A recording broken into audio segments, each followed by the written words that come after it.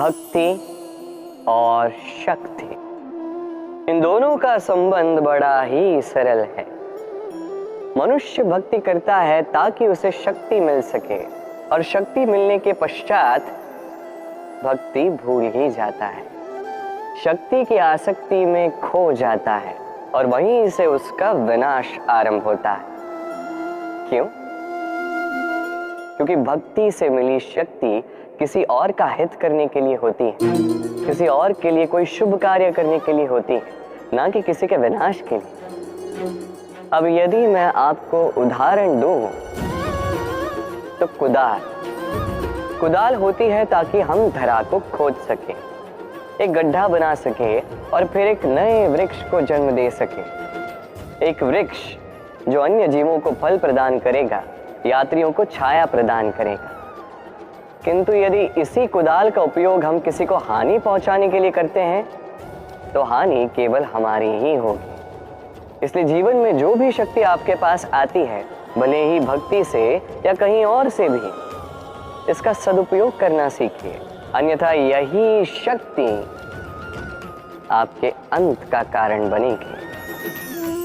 वरदान अत्यंत विचित्र भाव है, किंतु देखा जाए तो यह वरदान क्या नहीं कर सकता। एक रंग को यह राजा बना सकता है, एक दुर्बल को संसार का सबसे शक्तिशाली व्यक्ति बना सकता है। पर हम भूल जाते हैं एक अत्यंत महत्वपूर्ण बात। वरदान इस शब्द के अंत में दान छिपा है। ये दान बहुत महत्वपूर्ण है। स्मरण रखना चाहिए हमें कि ये वरदान हमें दान में मिला है, और इसीलिए इसका सम्मान करना आवश्यक है, इस पर अभिमान करना नहीं। और जो व्यक्ति वरदान पर अभिमान करता है उसे हानि ये पहुंचती है कि उसका ये वरदान उससे छिन जाता है। वर अर्थात श्रेष्ठ, अर्थात वरदान का अर्थ हुआ एक श्रेष्ठ दान। अब यदि इसका उपयोग आप किसी को हानि पहुंचाने के लिए करेंगे तो हानि केवल आपको ही पहुंचेगी। तो इस वरदान का सम्मान करें, उचित मार्ग पर चलें और उचित मंतव्य से इसका उपयोग करें, सब श्रेष्ठ होगा। पिता और पुत्र का संबंध अत्यंत मार्मिक होता है। पिता स्वप्न देखता है, उसे पूर्ण करने का हर संभव प्रयास करता है, किंतु फिर भी कई बार उसके स्वप्न अधूरे रह जाते हैं। फिर पिता सोचता है कि जो स्वप्न वो नहीं पूर्ण कर पाए उसकी संतान अवश्य पूर्ण करेगी। जिस स्थान तक वो कभी पहुंच नहीं पाए उसकी संतान अवश्य वहां पहुंचेगी। पिता अपनी संतान के भविष्य में वो स्वप्न देखने लगता है, और ऐसे में जब ये संतान आगे बढ़ती है उसे दुख नहीं होता, अपितु गर्व होता है। उसे अच्छा लगता है ये देख के कि उसकी संतान इतनी आगे जा रही है। किंतु जब संतान अपने ही अभिभावक की शक्ति से, उसके यश से ईर्ष्या करने लगती है, समस्या वहां उत्पन्न होती है। इसलिए हर संतान को यह स्मरण रखना होगा। देखिए, पुत्र होने के नाते, एक संतान होने के नाते आपका ये अधिकार है कि आप अपने पिता से बहुत आगे जाएं। आपके पिता भी यही चाहते हैं, परंतु स्वस्थ रूप में ये कीजिए। एक रेखा खींच लीजिए ना, ताकि आप आगे बढ़ते जाएं और आपके पिता को उसका गर्व भी हो और इस बात का दुख भी न लगे कि मेरी ही संतान मुझे छोटा करने का प्रयास कर रही है। इतिहास साक्षी, जिस व्यक्ति ने किसी और को छोटा करने का प्रयास किया वही व्यक्ति छोटा रहा। और मुझे नहीं लगता आप ये चाहते हैं। किसी दिन आप भी किसी के पिता ही बनोगे। साथी इस शब्द के कितने पर्यायवाची हैं, मित्र, सखा, मीत, किंतु अर्थ एक ही है। वो जो आपका साथ देता है और वो जिसका आप साथ देते हैं। अब सबसे बड़ा प्रश्न ये उठता है कि कौन है वो जिसे आपको अपना साथी मान लेना चाहिए, अपना सखा, अपना मित्र, अपना मीत मान लेना चाहिए। आपका साथी वो जो दुख में आपके साथ खड़ा रहता है, आपका हाथ थामता है। आपका साथी वो जिसका हाथ आप अपने सुख में थामते हैं।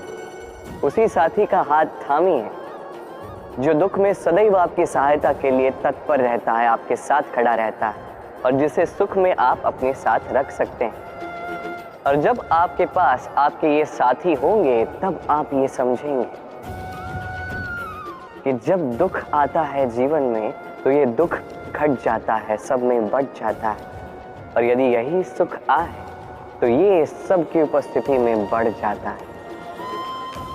यही है प्रेम, यही है प्रीत, यही है साथ, जैसा मेरा और मेरी राधे का है। जीवन में ऐसे कुछ कार्य होते हैं जो आपको अकेले करने पड़ते हैं, और ऐसे कुछ कार्य करने पड़ते हैं जो आपको साथ मिलकर ही करने होते हैं, एकजुट होकर, संयुक्त होकर। अब संयुक्त से मेरा तात्पर्य क्या है? मैं उन लोगों की बात नहीं कर रहा जो वास्तविक रूप में एक दूसरे के साथ आकर कार्य करते हैं। मैं उन लोगों की बात कर रहा हूं जो एक दूसरे से दूर रहकर भी एक दूसरे पर विश्वास करते हैं। मैंने पहले भी कहा था, समस्त विश्व की आस विश्वास में ही वास करती है। क्यों? तो जहां समस्त विश्व है, जहां समस्त संसार है, वही विश्वास है। तो अपने आसपास ऐसे दल को संगठित कीजिए जिन्हें आप पर विश्वास है और जिन पर आप विश्वास करते हैं। हम जिस व्यक्ति को चाहते हैं, जिसे प्रेम करते हैं, उसे एक भेंट अवश्य देना चाहते हैं। एक ऐसी भेंट जो उन्हें बहुत अच्छी लगे, जो श्रेष्ठ हो, अति प्रिय हो, बहुमूल्य हो या कहो मूल्यवान हो। इसलिए हम क्या करते हैं? हम हाट जाते हैं, उनके लिए स्वर्ण, आभूषण, रत्न, हीरे, मोती ले आते हैं। परंतु क्या यही सर्वश्रेष्ठ भेंट है? कदापि नहीं। सर्वश्रेष्ठ भेंट है स्वतंत्रता, उसे अपने मन के अनुसार जीने की स्वतंत्रता। यदि आप किसी को स्वतंत्रता नहीं दे पाते तो वो कहीं ना कहीं बंध जाता है, उसका विकास कहीं ना कहीं रुक जाता है। किंतु यदि आपने किसी को स्वतंत्रता दे दी तो आप देखेंगे कि वो समस्त संसार को, इस जीवन को अपनी दृष्टि से देखेगा और समझेगा कि उचित क्या है और अनुचित क्या है, और यही सबसे श्रेष्ठ है। अब यदि केवल स्वतंत्रता दे देने से आप किसी को इतनी बड़ी शक्ति दे सकते हैं तो आप ही मुझे बताइए, क्या इससे बड़ी भी कोई भेंट है? कर्म, धर्म और कर्तव्य, ये तीनों आपस में जुड़े हुए हैं, और कई बार इन तीनों को पूर्ण करते करते हमें उस व्यक्ति के सामने भी खड़ा होना पड़ता है, उसके विरुद्ध जाना पड़ता है जिससे हम सबसे अधिक प्रेम करते हैं। किंतु वहां ये युद्ध, ये व्यक्तिगत युद्ध नहीं रहता, ये होता है कर्म, धर्म और कर्तव्य का युद्ध। सरल नहीं है, अत्यंत कठिन होता है उसका सामना करना जिसका हम सबसे अधिक सम्मान करते हैं। किंतु हमें तो हमारे धर्म के पथ पर चलना ही होगा, क्योंकि हम कर्मबद्ध, कर्तव्यबद्ध, और यही उचित भी। बस इतना स्मरण रखिएगा, यदि आपका मंतव्य शुभ है, आपकी सोच शुभ है, आप कर्म, धर्म और कर्तव्य के पथ पर अग्रसर हैं, तो इस प्रक्रिया में यदि आप अपने आराध्य के समक्ष भी क्यों न खड़े हो जाओ, आपको कोई हानि नहीं पहुंचेगी। मनुष्य बड़ा ही विचित्र प्राणी है।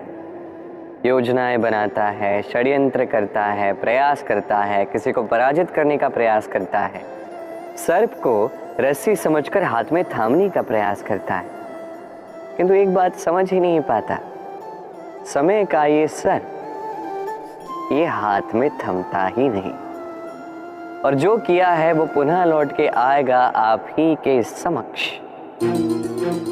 देखिए, इससे कोई अंतर नहीं पड़ता कि आप कुम्हार के पुत्र हो या कृष्ण के पुत्र हो। यदि आप अनुचित कर्म करोगे तो आपके साथ भी अनुचित ही होगा, अशुभ कर्म करोगे आपके साथ अशुभ ही होगा। कुरुवंश अत्यंत महान वंश था। कुरुवंश, क्या हुआ उसके साथ? पूरा का पूरा वंश बह गया। कारण उनका मंतव्य अशुभ था। वहीं 5 वनवासी पांडव महाभारत जीत गए। कारण उनका मंतव्य शुभ था। स्मरण रखिएगा, शुभ की अग्नि जलाओगे शुभ का ही तप पाओगे, अशुभ की अग्नि जलाओगे नरक में ही जलोगे। तो आइए और मेरे साथ प्रेम से कहिएगा, राधे राधे।